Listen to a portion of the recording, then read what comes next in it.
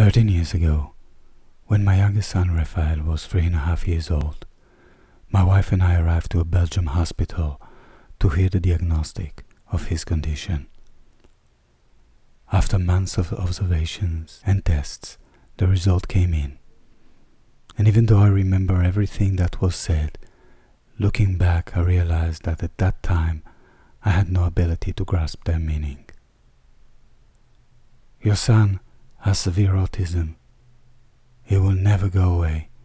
It will not improve. You will never be able to communicate with him. You will never be able to send him to a normal school. Your son cannot be independent and will need to be in a mental institute when he will grow. We had 3 beautiful kids. 2 of them, his older brother and sister, were normal. How can you as a parent even imagine what it would be like to have a non-normal child? One of the things I discovered pretty fast was the fact that children with autism seem to have a very different perception of risk normal kids do.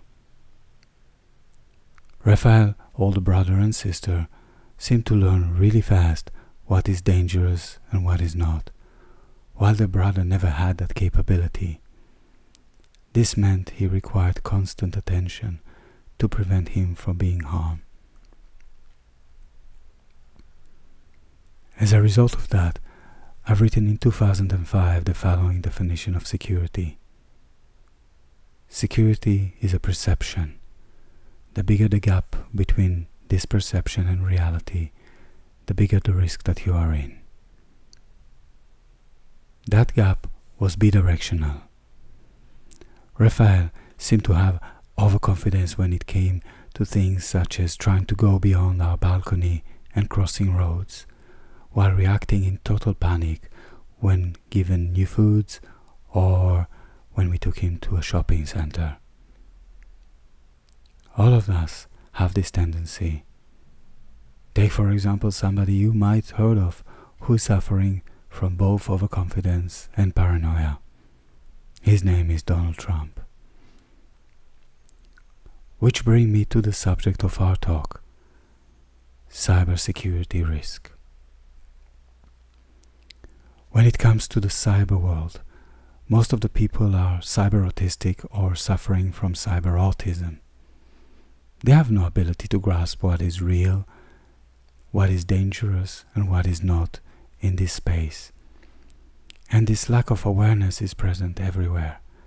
Teachers, dentists, CEOs, politicians, and many information security experts. Yes, not allowing scientists from a Muslim country to work in your country does not make it stronger.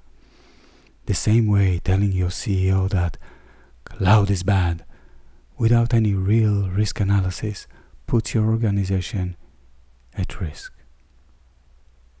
I created this talk as an introduction to the subject of measuring risk in the cyber world, and I decided to start with an example on how most organizations measure cybersecurity risk.